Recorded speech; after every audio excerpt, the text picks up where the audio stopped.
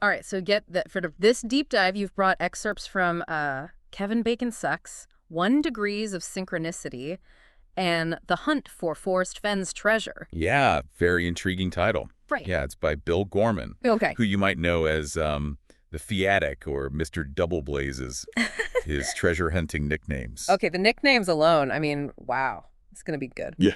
But for anyone listening who might need a refresher, Right. Forrest Fenn, he was this famous art dealer and adventurer who created a real-life treasure hunt, hid a chest somewhere in the Rocky Mountains. Exactly. And he released a poem with 9 clues to its location. Okay. And that just sparked this massive frenzy of treasure hunters all trying to decipher the verses, and find the hidden riches. Yeah, it became a huge phenomenon, didn't it? Oh, yeah. People were absolutely captivated by this idea of a real-life treasure hunt. Right. I mean, websites popped up dedicated to analyzing the poem, forums were buzzing with theories, and people from all walks of life were hitting the trails, determined to find Fenn's treasure. But it wasn't all fun and games, though, right? I mean, you mentioned some controversy surrounding the hunt. Unfortunately, yeah. The allure of the treasure led some people into dangerous situations. And there were, sadly, a few cases where people went missing or even lost their lives during the search. Right. So it definitely sparked a lot of debate about the ethical implications of such a challenging hunt. Wow. Yeah, that adds a whole other layer to this story. So we've got this real-life treasure hunt, high stakes, a touch of danger, and Gorman's book is like his personal account of his quest to find it, right? It is. But it's more than just like a step-by-step guide to a search. He weaves in his own life stories and experiences. Okay. Almost like he's uncovering hidden connections and patterns that have led him to this point. It's pretty fascinating. So speaking of uncovering, we got to get into some of the places that Gorman believes are key to solving this mystery. And he focuses on a few spots in Colorado that are mentioned in Fenn's poem. One of those is a town literally named Treasure, which, come on, seems a little too perfect, doesn't it? You'd think. But Gorman doesn't think the treasure is literally buried, in the town square or anything. He sees it as one of those symbolic markers, a blaze, guiding you in the right direction. And you find this idea fascinating, that a town literally named Treasure isn't the literal spot, but a symbolic marker. Yeah. Makes you think about how Gorman sees clues as having these hidden layers of meaning. Exactly. Gorman believes the poem has these, multiple layers of meaning. He calls this double blazes. Okay. So you have, the literal layer, right, the actual words and places mentioned in the poem. But then there's this symbolic layer where certain places and objects become like these hidden blazes or targets, pointing you towards the true meaning. It's like those picture puzzles where you have to find the hidden objects. Yeah. There's the obvious image, but then there are these subtle details that reveal something else entirely. That's a great analogy. It's not just about, following direction. No. It's about understanding the deeper symbolism behind the clues. Now, before we get too deep into the clues themselves, let's talk about Gorman himself. I mean, the guy claims to have this pretty remarkable family history, connections to pirates, the American Revolution, even Mark Twain. Right. He traces his lineage back to a governor general who was tied to the pirates in Port Royal, Jamaica. Then there's his connection to Colonel James Rogers of Rogers Rangers and General Ethan Allen of the Green Mountain Boys. Wow. Key figures in the American Revolution. And then, of course, he claims to be a distant relative of Mark Twain. It's almost like uncovering hidden legacies is like a theme in his life, even before the treasure hunt. And what's really intriguing, you discover later on, is that this idea of a spiritual journey ties into a surprising biblical figure. But we'll get to that. Definitely. It's like all these threads are woven together, leading Gorman towards this treasure hunt. And then there's this poem he wrote back in 1984, which he believes foreshadowed elements of the treasure hunt. That's 26 years before Fenn even announced it. I mean, come on, how is that even possible? Right. It's pretty wild. Gorman describes it as a reflection on God, inspired by the beauty of clouds. He titled it Islands in the Sky. Years later, he discovered that a nearly identical poem was used in 2 episodes of the TV series Lassie, titled The Treasure, which aired in 1963. Wait, seriously? So his poem about clouds was practically the same as one used in a TV show about a treasure hunt? Yeah. That's a pretty big coincidence. And it gets weirder. Those Lassie episodes, 330 and 331, okay, corresponded the date he was supposed to be born, March 30th, and the date he was actually born, March 31st. Okay, now that is just spooky. It's like he was, I don't know, destined for this treasure hunt. Gorman definitely sees it that way. He calls those numbers his magic numbers and sees them as a sign that he's on the right path. Speaking of being on the right path, Gorman took an RV trip across America back in 2013. And even on that trip, he encountered a series of, mishaps. A blown tire, brake failure, even a near miss with a semi-truck, all of which he sees as symbolic and connected to the treasure hunt. I mean, isn't that reading into things a bit much? You could say that, but for Okay. Gorman, it's all about connecting the dots, finding meaning in every experience. He even compares one of the incidents to the C.W. McCall song Wolf Creek Pass, which, as we'll see, becomes a key location in his interpretation of Fenn's poem. It's like he's creating this elaborate narrative around his life Mm. with the treasure hunt at the center. He is. And it's fascinating to see how he interprets these seemingly random events as clues or messages guiding him towards the treasure. So let's talk about how he actually approaches deciphering Fenn's poem. What's his method? What are some of the specific locations he identifies as significant? Okay. Well, he pinpoints several spots in Colorado as being key to his solution. But remember, he's not just looking at these places literally. He's applying that double blazes concept we talked about, searching for those deeper symbolic connections. Right, right. Those hidden layers of meaning. So where does he start? He starts with Pagosa Springs, Okay. home to the world's deepest hot spring. Then he moves south to a town literally named Treasure. Hold on. There's actually a town called Treasure in Colorado. Come on. That seems a little too on the nose, doesn't it? You'd think. Yeah. But Gorman, he doesn't think the treasure is like literally buried in the town square or anything. Instead, he sees it as one of those symbolic markers, a blaze guiding you in the right direction. He also finds it significant that a nearby reservoir sits at an elevation of 10,200 feet. Okay. Fenn never explicitly stated that the treasure was below 10,200 feet, only that the starting point of the search was. Ah, so he's using the subtle details, the ones that others might overlook, to build his case. It's like he's playing a game of connect the dots Yeah. with Fenn's clues, but with a whole lot more symbolism thrown in. Exactly. He's not just following a map. Right. He's interpreting a riddle. Yeah. And he even believes he's found like a physical representation of one of those symbolic blazes. A 1930 Ford Model A in a group of meadows that spell out the word wood. Wait, he found a whole car. Is he saying Fenn hid a vintage Ford in the Rocky Mountains? Not exactly. Remember those double blazes? Right. Gorman sees the car itself as a symbol, like a representation of something else. He connects it back to stories Fenn tells about Ford Model A's in his writings, like the one his father owned. So it's not about the car itself, but what it represents. Right. It's like a giant metaphor, maybe for family history, or the thrill of the chase that Fenn was so passionate about. He even points out that Fenn's wife, Peggy, once said, "You should call it the Bullet because it is shot," Okay. referring to Fenn's own car. Mm. For Gorman, that comment further solidifies the connection in his mind. Okay, this is getting pretty complex.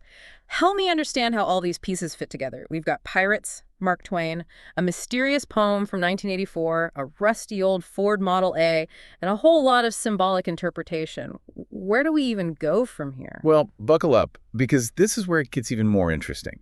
You see, Gorman believes the true blaze, the ultimate target of this treasure hunt, isn't a place or an object, but a person, the biblical figure of Moses. That's a really unexpected connection. What specifically about Moses makes Gorman think he's the key here? Gorman draws all sorts of parallels between Moses and Forrest Fenn. Okay. Both wandered for 40 years. Moses in the desert, Fenn after his plane was shot down in Laos. Both were given a title, Moses as a prophet, the finder of the treasure gaining title to the gold. And both, according to Gorman, experienced divine intervention. So it's not just about finding a physical treasure chest. It's about finding a spiritual treasure, like a deeper meaning within the journey itself. Exactly. And this connection to Moses isn't just based on, abstract parallels. Gorman actually claims to have found a rock formation in Colorado that resembles Moses, carved by a local artist. He even showed a video of it to Fenn at one of those Fenn-Boree gatherings. Okay, back up a second. What's a Fenn-Boree? Oh, right. Fenn-Boree was this annual gathering of Fenn treasure hunters. Okay. They'd meet up in a location near where Fenn lived, share theories, swap stories, and basically geek out about the treasure hunt. So Gorman actually met Fenn in person. He did. And according to Gorman, when he showed Fenn the video of the Moses Rock Formation, Okay. Fenn replied, "So you found it, but there's 40 of them, right?" Whoa, that's a cryptic response. It almost sounds like Fenn was acknowledging Gorman's discovery, but at the same time hinting that there's more to it than meets the eye. Exactly. And it gets even more intriguing. Gorman claims that at this same Fennboree, Fenn gave his signature brown hat to his grandson and asked for his other hat, the one he called Mildew, to be brought from the car. Now, Fenn had previously written in one of his scrapbooks that he would never wear that hat again. So by wearing the mildew hat, he was going back on his word. Maybe signifying that something had changed, that the treasure had been found. That's Gorman's interpretation. Mm-hmm. And to him, the release of Fenn's final book, Once Upon a While, a few months later, seemed to confirm that the hunt was over. Even Douglas Preston, who wrote the foreword for the book, commented at a signing that it was full of clues because the treasure had been found. That's fascinating. It's like Gorman's piecing together this puzzle using Fenn's words, actions, and even the timing of his publications as evidence. But Fenn never explicitly confirmed that Gorman was right, did he? No, he didn't. And that's part of what makes this whole story so compelling. Fenn always encouraged people to think for themselves, draw their own conclusions. So whether he truly acknowledged Gorman's solution or not remains a mystery. It's like Fenn wanted to keep people guessing even after the treasure was supposedly found. Exactly. He loved to play with the ambiguity, to keep the mystery alive. And in a way, that makes the hunt even more intriguing. It becomes less about finding the physical treasure and more about the journey of discovery, the personal meaning each searcher extracts from the experience. Which brings us back to Gorman's book itself. It's more than just a treasure hunt guide, right? Right. It's a reflection of his own personal journey, his own interpretation of the clues, and his deep connection to this story. Absolutely. And he goes beyond just the poem and his encounters with Fenn. He dives deep into Fenn's scrapbooks, those collections of personal mementos and reflections, looking for additional clues and connections. What kind of things does he find in the scrapbooks? Oh, he finds all sorts of things that he believes connect to the treasure hunt.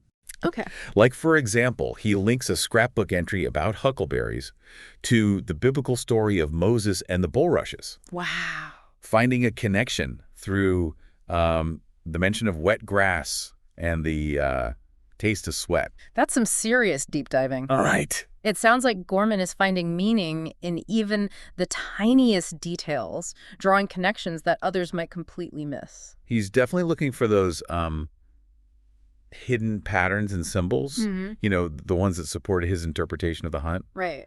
And he doesn't stop there. Okay.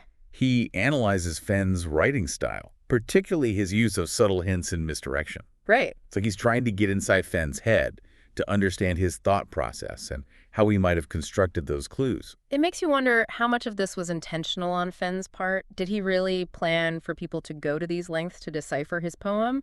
Or is Gorman maybe reading a little too much into things? That's the million-dollar question, isn't it? Yeah. And it's one that we can't definitively answer. Right. But that's also what makes it so intriguing. We're left to grapple with the ambiguity, to weigh the evidence and come to our own conclusions. And Gorman doesn't shy away from that ambiguity. No, he doesn't. He even dedicates a whole chapter to exploring the possibility that the treasure hunt was a hoax, or that Fenn wasn't entirely fair in his dealings with the searchers. Right. He titles that chapter, Unfortunate Chapter. Okay. And in it, he questions whether Fenn ever intended to give the treasure to the person who actually solved the riddle. Wow. He even critiques some of the other searchers, the ones he calls nookers, Okay. who he believes got too close to Fenn and might have received unfair advantages. So he's not afraid to challenge the status quo, to raise some, uncomfortable questions about the hunt and the people involved. Exactly. He's willing to consider different perspectives, even if they contradict his own beliefs. Right. And that's what makes his analysis so compelling. Right. He's not just, blindly following a path. He's critically examining the evidence, questioning assumptions, and engaging in a genuine search for truth. And speaking of searching for truth, we haven't fully explored Gorman's connection to Moses. Right. What makes him so convinced that this biblical figure is the ultimate blaze of the treasure hunt? I mean, it's a pretty big leap to go from hidden treasure to the parting of the Red Sea. It might seem that way at first, but Gorman lays out a pretty compelling case. Okay. He sees Moses as the ultimate representation of the meek inheriting the earth, Okay. connecting it to the line in Fenn's poem. From there, it's no place for the meek. He interprets that line as a directive to look beyond the literal and consider the symbolic significance of Moses. So he's saying that Fenn was using the poem to guide people toward a deeper spiritual understanding, not just a physical location. That's his interpretation. Okay. And he even sees the final lines of Fenn's poem as a direct reference to Charlton Heston's famous NRA speech, "For My Cold, Dead Hands." Wait, Charlton Heston, as in the actor who played Moses in the Ten Commandments? The one and only. Gorman connects the poem to that speech because he believes Fenn was saying the treasure would only be revealed after his death. Okay.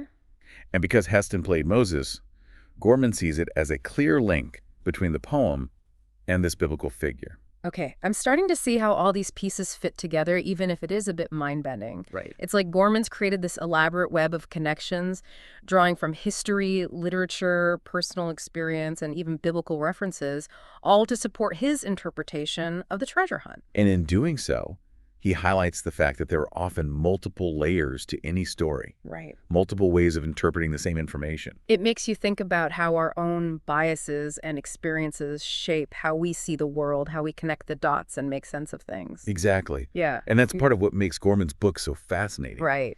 It's a reminder that there's rarely one definitive answer, Right. one absolute truth. Right. Instead, we're often left to grapple with the ambiguity, to find our own meaning within the chaos. So after this deep dive into Gorman's unique perspective on the Forrest Fenn treasure hunt, what stands out to you?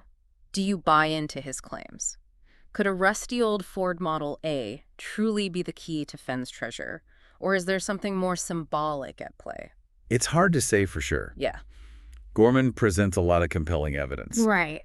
and his passion for this story is undeniable. Right. But ultimately, it's up to each individual to decide what they believe. Right. Maybe the real treasure isn't the physical chest of gold, but the journey itself. Right. The process of searching, exploring, and connecting with something larger than ourselves. And that's a treasure we can all find, regardless of whether we ever crack the code of Fenn's poem. Exactly. Well, thanks for joining us on this deep dive into Kevin Bacon Sucks, 1 Degrees of Synchronicity, and The Hunt for Forrest Fenn's Treasure by Bill Gorman. It's been fun. It's been a wild ride. It has. And for anyone listening who's now completely hooked on this story, Right. I highly encourage you to check out Gorman's book and delve deeper into the mystery for yourself. Yeah, you never know what treasures you might uncover.